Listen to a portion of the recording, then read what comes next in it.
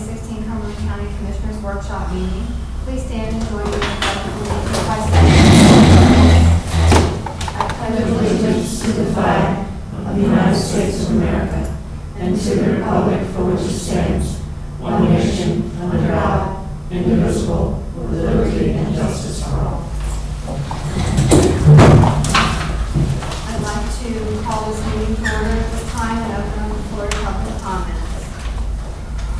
Seeing, I just want to make a note that for the record, Jim is at the statewide 9/11 advisory board meeting today, which apparently is going to go on for quite some time. And he, of course, represents Cumberland County. Okay, thank you. Thank you. Okay, since there are no other public comments, we'll move on to agenda item number 3, which is commercial revitalization and shop setting loan program application regarding acquisition of real estate at 206 3rd Street in Cumberland, PA, to relocate philgold.us. And Kate Molinaro and Lori Matter is here to discuss. Good morning. I hope that I can do Rebecca justice today. She usually has an elaborate presentation that I will in no way be able to replicate. But I have Lori Mather here with us. She is requesting a $105,000 CPG shop setting loan to acquire the building next door to the historic Iroquois Hotel in New Cumberland. And of course, that's 206 3rd Street. Currently our tenant at the Iroquois, she will relocate her marketing research business, fuelgoals.us, next door, and also open a new business in the unit for a special event company that will offer meeting space as well as a place for parties, showers, field trunk shows, that sort of thing. Her current clients include Ahold and Capital Blue Cross. And with this loan, she will create at least 3 full-time equivalent jobs within 2 years of loan settlement. The county's loan will be secured with a second lien on the property behind Integrity Bank. Are there any questions for Kate? Thank you, Kate. Thank you very much. Agenda item number 4, we'll have a review of resolution 2016-25 regarding budget adjustment statements. Conservation District Programs is requesting to increase their revenues and expenses by $25,000 for a special project. And the project is funded by a $25,000 grant, and that's the piece of this is the grant piece. And it's also funded by Marcellus Shale and landowner contributions. They're also requesting an increase for dirt and gravel roads for an expenses of $30,000 for 2 projects, and that's placing driving service aggregate on Old Town Run Road and Sheet Iron Roof Road in South Milton Township. Are there any questions for Dana? Thank you, Dana. Next, we'll move on to agenda item number 5, which is contracts and grants. Agenda 5.1, A through E are existing contracts, contracts extensions, or addenda with no cost or increase to the county. They include the following departments: Aging and Community Services Agreements, Children and Youth Services Agreements, Fairmont Nursing and Rehab Center Agreement, MHIDD Agreements, and Prison. Commissioners, do you have any questions on these agreements? Okay.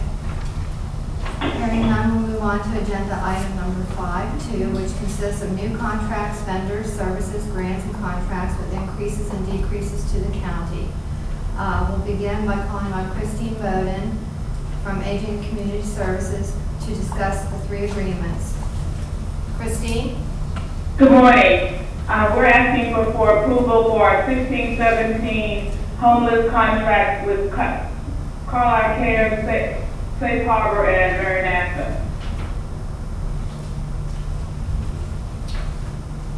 Do you have any amounts or anything, Christine? I'm filling in for Kim. I know these are a decrease from last year's contract based on the availability, and I could not find on her desk the dollar amount, so I do apologize for that. She called in sick this morning, but I know the contracts are lower than what they were last year. Could you get that information and send it to me so I can forward it to the commissioners before Sure. Monday? I think it was on that I'm sorry? Before Monday. Yes. Okay. Thank you. Are there any questions for Sorry. Thank you, Christine. Thank you. Michelle. I'd like to call Michelle Seibert to discuss the submission of a STOP grant, and she is requesting, action requested today on this agenda item. Michelle? Good morning. This is the Stop Violence Against Women grant. It is a 3-year grant. This is our second year. Every year we have to submit a continuation because the percentages of distribution changes. I apologize for the action requested. By the time we got the announcement, it was September 6th, and I couldn't get it ready for the 8th, so this would have been the next workshop. And it is due on the 28th. Either time, stamped or actually due to them. So in the packet is the continuation, the budget, especially itself, the EEOP certification, and then I have the pass-through contract agreements. Because with STOP, a percentage is law enforcement, a percentage is prosecution, and a percentage is victim services. So the victim service piece goes to the YWA, Great Crisis, and Domestic Violence Services.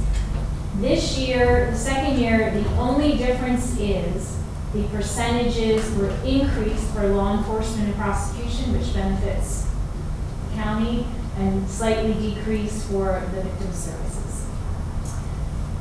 If you have any questions.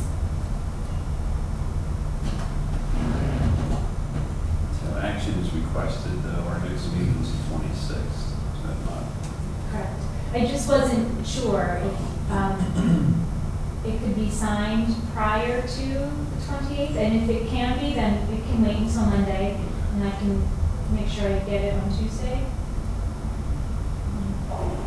So that's whatever.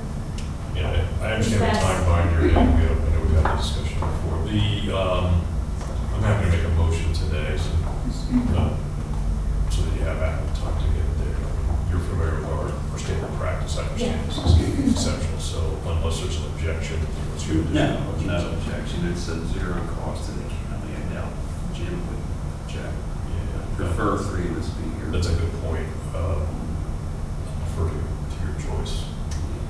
You'd rather wait till Monday? Yes, sir. Okay. And we should sign that.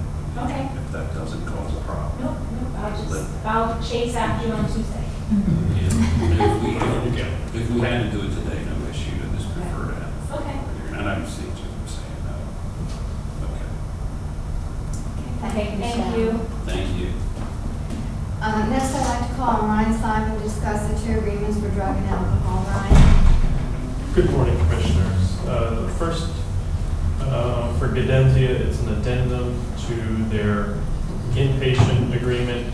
After we had processed that agreement, they decided to open up their Integrity House for men. Before it was restricted just York County residents. So this is a new halfway house that's available for male residents of Cumberland and Perry counties. The daily rate is $141. The second is for Wilkes-Barre Behavioral Hospital Company. It's for their Choices program. It specializes in providing services for pregnant women. That's one area that we are in desperate need of finding locations. And we're looking for detox at a rate of $239 a day and rehab of $221 a day. Any questions?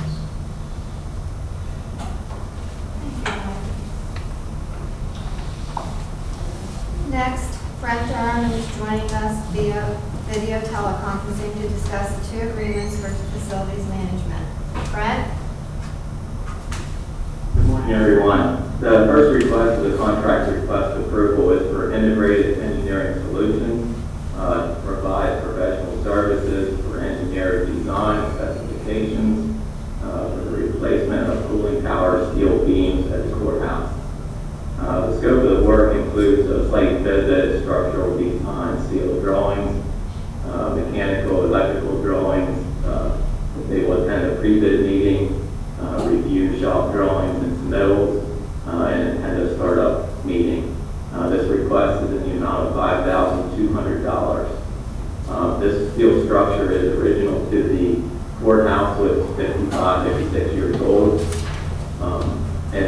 exposed to the weather, so it's in need of repair. It's in significant deterioration. Second request is approval for mid-state roofing to replace rubber roofing and flashing, along with a warranty on the largest, highest tower in the old jail. This request is for $8,690. The scope of the work down there is all labor material, disposal of the old material, and warranty on the rubber. So we have any questions? Thank you, Brad. Thank you. Next, Claudia Gardner is joining us via video teleconferencing to discuss the two agreements for public safety. Claudia? Good morning. The first one is a brand new agreement. It is from CenturyLink. It is the 5-year maintenance contract for the new 911 Vesta telephone system that was approved at your July meeting and issued a purchase order July 26th. That was purchased through HGAC. However, when we were doing all the paperwork with the purchasing part, we discovered that the maintenance portion is not on the consortium. That is why we bring forward to you today the maintenance agreement separate from the purchase. You had already approved the dollar amount within the capital project. It's just this has to come through separately because it was not on the consortium originally. And the amount is $27,000, $430 per year for 5 years, for a grand total of $137.54. And the second agreement is Sage Technology Solutions. This is a renewal for the next 3 years.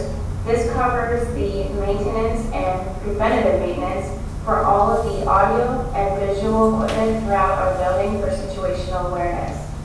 It includes everything except for our flat panel digital displays. Things like projector filters and bulbs, which can get costly, are included in this contract. It is an increase over the 3-year period of $4,476. The grand total for all 3 years is $48,960. And at this point, the value of the contract still exceeds what it would cost if we did not cover. So the return on investment is still in our favor. At some point, the age of the equipment will flip those tables and we will no longer need a maintenance contract. We'll be searching for other options. Are there any questions for Claudia? Thank you, Claudia. Sure, have a good day. Next, I'd like to call on Annette McCullough, who will be joining us via video teleconferencing to discuss the capital project request for CNRC for outside lights LED project. Total project cost $25,004.87. Lynette? Yeah, Brad King is here with me to discuss and to request approval for the outside lights LED project. Good morning, Commissioner. We had an outside study by engineering from Shaker yesterday, one of our vendors, took a look at all of our outside lights. We currently use a lot of metal highlight bulbs and sodium bulbs, and did a study to see what it would do to change to LED. As a part of this, we wanted to increase our lighting in the transitions parking lot area, because there's inadequate light there. We had some complaints last year, so we want to light up that area a little better by doing this using double head instead of single head LEDs. Currently, PCNL has instituted phase 3 of a rebate program. As long as the money is available in the next year, that we can take part of, and that's one reason why we wanted to kind of move ahead with this. With the lights they recommended, most of them new fixtures, some of it's just bulb changes to LED. Rebate amounts to about $1,431. They're estimating with their study an annual electrical savings of about $150, plus maintenance savings of $500, which would have to do not having to replace the bulbs nearly as often. Payback is expected to be estimated at 6.46 years. We also are currently, we just had a Johnson Block recommended using other companies that they have used in the county illumination. So we're also moving ahead with them just to confirm that with this study here, that we're doing the right thing, but we would like approval so that we can move ahead. We want to do part of that this year. Labor will have to be done by the county electricians. We want to focus on that transition parking lot area this year, and then the bulk of it then will be done next year. Any questions?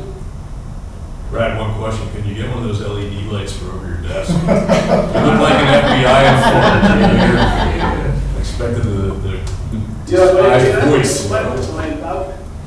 What's that? They came up with the license plate program. I wasn't really convinced it was the best way to go. With the LED, I am impressed with what they did. We put a couple in where we had some valves fail, and it was cheaper to buy a new bulb and eliminate the valve. So we did that, and we were very impressed with the added light that you get with them.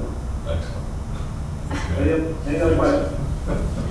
Thank you. Thank you, Brad. Next, I'd like to call on Jason Bureau and Dennis Fry, who will be discussing a capital project request for the Sheriff's Office for vehicle replacement and vehicle addition. Total project cost $77,553.94. Thank you. Good morning, Commissioners. I'd like to add that was pretty good timing on our part by coming in here right before we were called. So yeah, this is a request to actually replace a vehicle, one of our vehicles that we have now, and to add a vehicle. The replacement vehicle would be car number 3, which is one of our, which is our unmarked Impala car that our Lawrence division uses. This car has been, did you get the specific sheet on vehicles as far as the attachment for what the 2008 Chevy Impala has mileage-wise and what the issues are? Have you guys seen that? Some of the issues being transmission slips, which that transmission has already been worked on, power steering pumps going out, that power steering pump was replaced. The doors have sporadically worked on and off. We've had the guys at the garage work on that. This car's been a problem child for us for a couple of years now. That's one of the reasons why we'd like to replace this one here. It's awfully little mileage for those kinds of problems, especially. It is. This car's been rode hard. It's on warrant trips, stop and go. It's used a lot, but on short spurts on a daily basis. It has had and has a lot of issues for a car for just 100,000 miles on it. We have a car with 160,000 miles on it that we're not asking to replace, and it's a fine car for us. It's dependable. It's been great. You know, we're not asking to replace that one. So this car is just a problem child. It's a safe. In our opinion, it's more of a safety issue, and it's going to leave somebody sitting. That was bought new, right? It was not a cast off from somebody else. No, I believe it was bought new. This vehicle, I think, originally was purchased by CID, and we did a swap with them with vehicles a couple years ago. And it only had 30,000 miles at the time when we got it. So that's how many miles we put on it in only a couple years. But we did a vehicle swap with them. If we had any other vehicles with problems like this, I mean, from our standpoint, it'd be nice to know if this was a lemon, or if it was abused, or if we have a maintenance issue, or some way of pinpointing. In my opinion, from what I can recall, I don't remember a vehicle with the magnitude of the issues that this vehicle has had. So that's why we chose this vehicle, and replacing it with a unmarked white vehicle. It's an Interceptor, and as you can see, if you have a copy of it, the final turnkey pricing, the prices that are on this that we're asking for is not only for the vehicle, but everything that would be included from the time it's picked up at the dealership, dropped off to us. It's going to have everything, lights, sirens, everything that we need ready to go. So the total price for the $77,000 is for the 2 vehicles. Put that in about half. That's for one vehicle replacing car 3. The other vehicle we're asking for is for a new vehicle. The reason why we're asking for that vehicle, for an added vehicle, is because currently we have 13 vehicles in our fleet. Every vehicle in our fleet is assigned as of today for a specific task on a daily basis. Our spare vehicle was car 5, but that vehicle is now being used by supervisor for day shift. And so if anything will come up during the day, whether it's children youth transports or another benchmark pickup, an extra prisoner transport, we are scrambling to find the vehicle. If we have extra papers to be served, things are backing up. We just got done serving all of our tax notices. We had the ability to send guys out to serve some of these papers. We didn't have any vehicles to send out. So vehicles were, some papers were getting backed up. We were able to get some work done. We didn't have any vehicles to actually go and serve some of these papers in.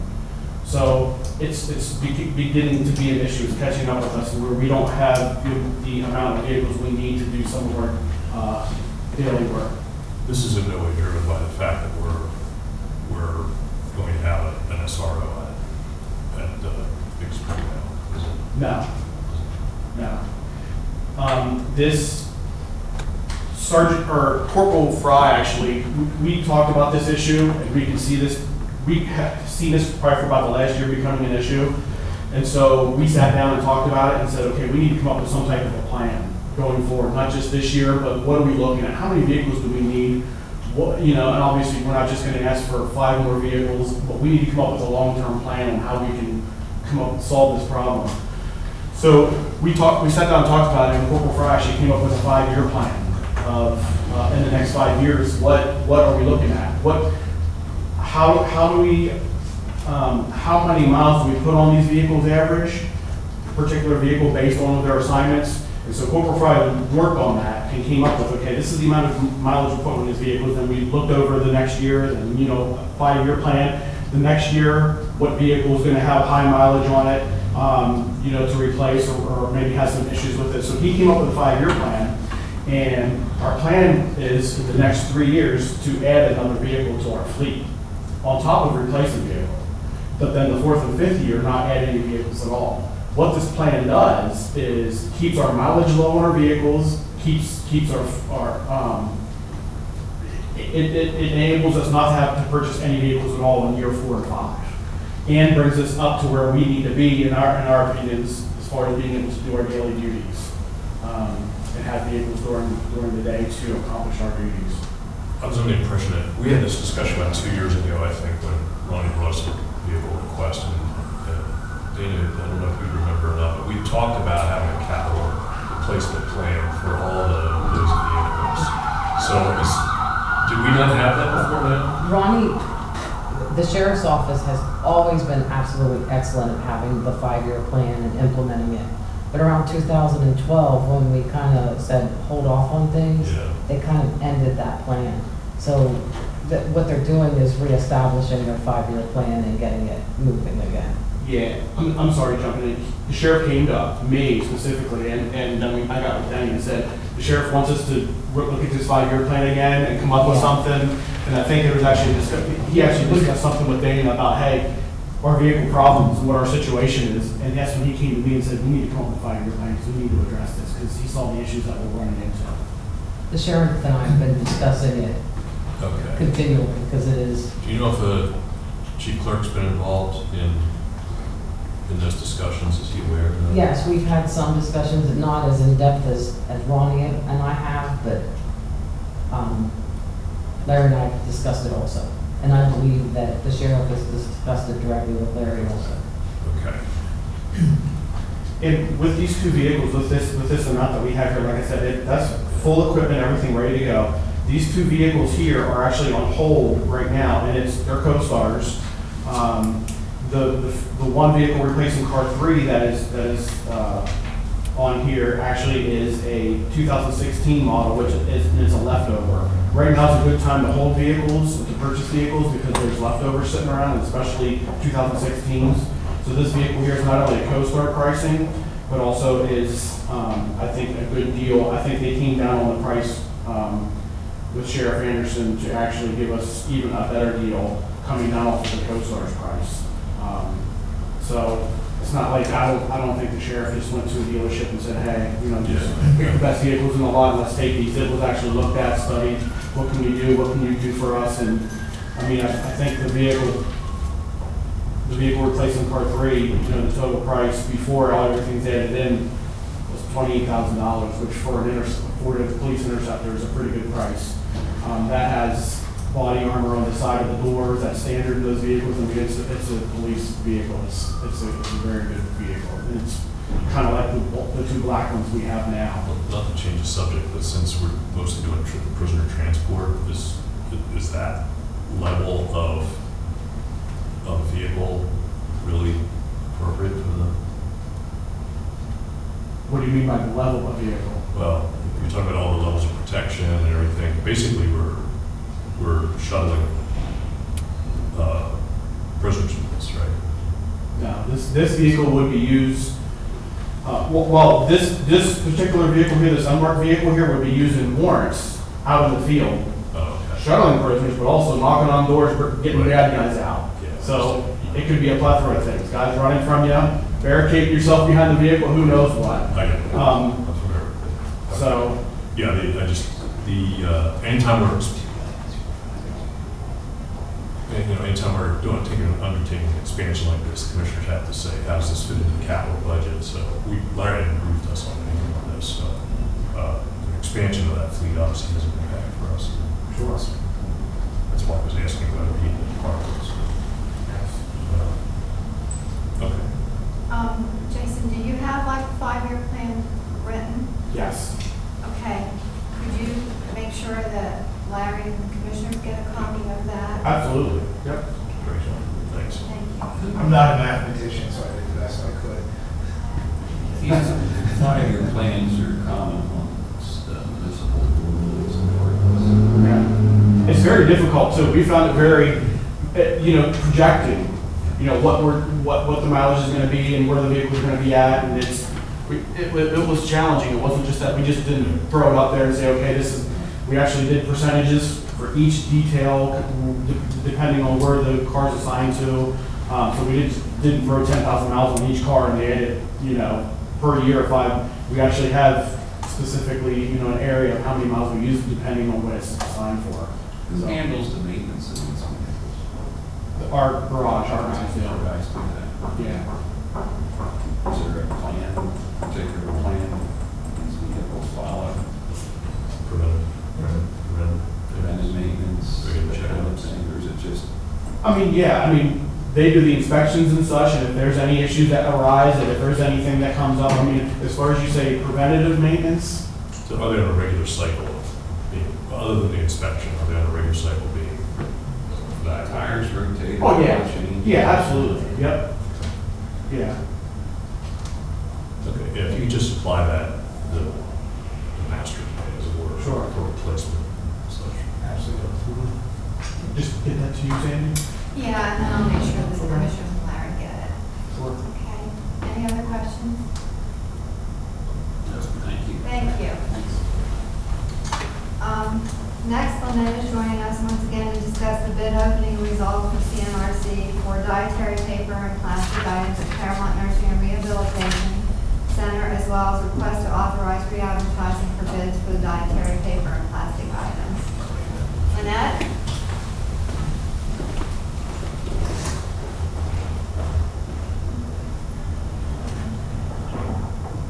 Last Thursday, September 15th, we had the bid opening for the dietary paper and plastic items for our dietary department within Cumberland.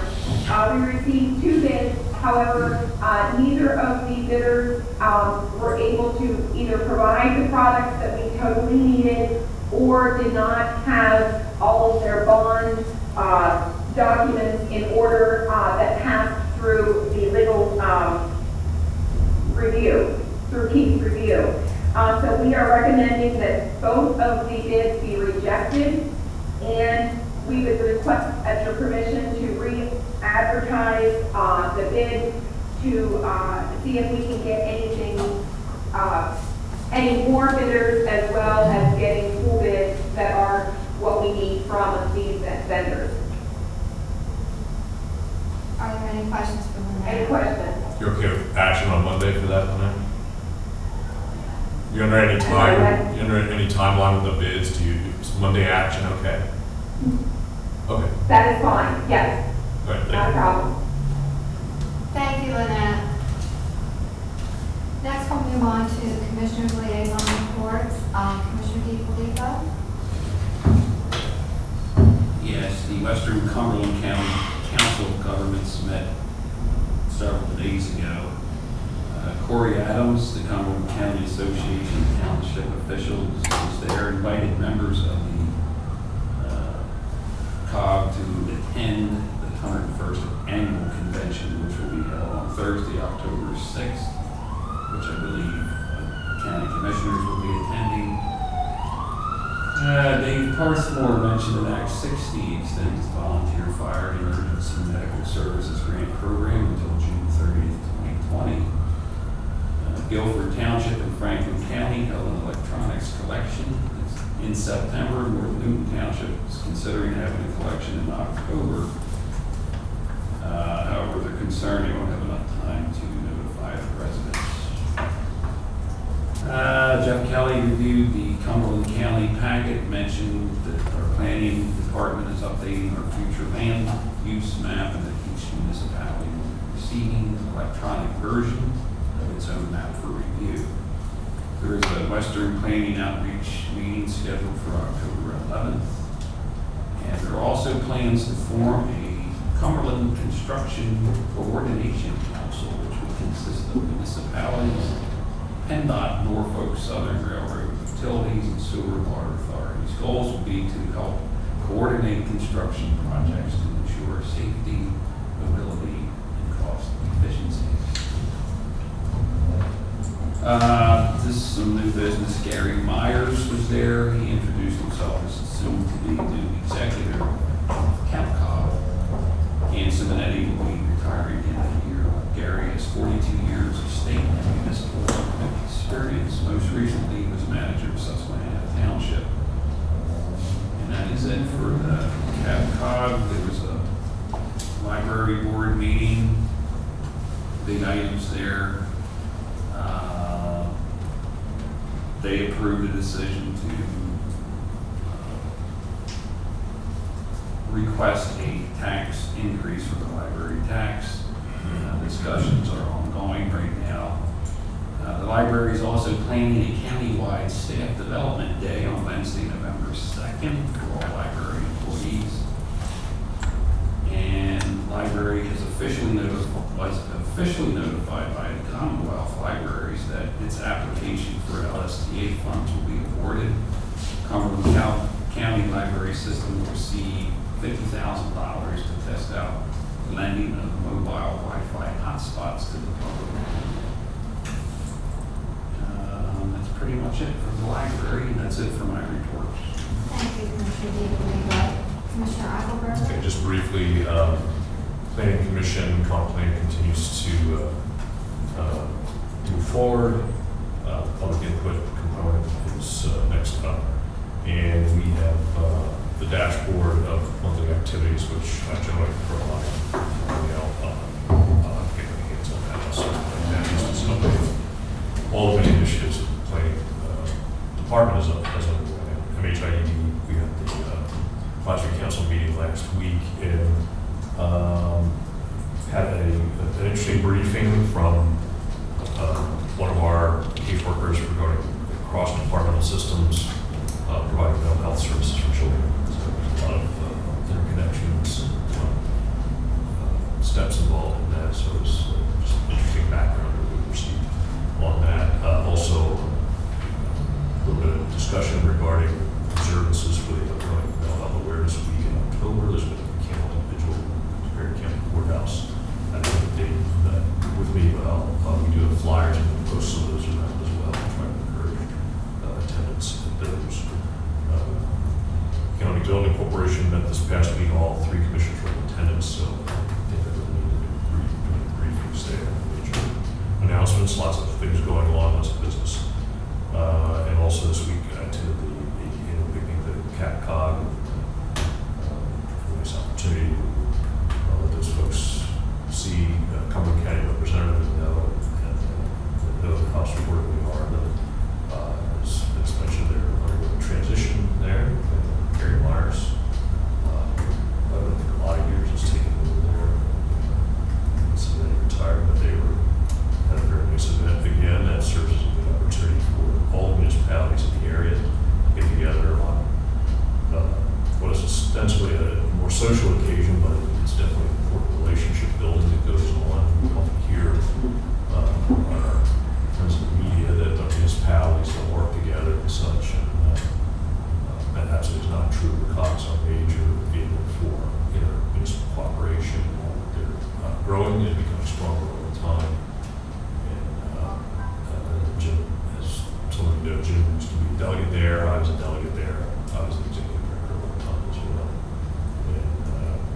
say this county has enjoyed over the last decade or so very strong relationships with our municipalities. So COG is a great vehicle. I was pleased to be able to go break bread with them for an hour or so.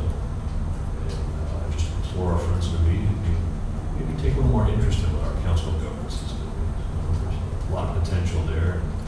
When we had Governor Wolf's staff members were to speak at his board a few weeks ago, the commissioners implored them to take more notice to what the councils of governments are capable of doing in terms of saving money in our local governments and just getting more problems solved through collective action. So, I'm off the soapbox now, so that's my opinion.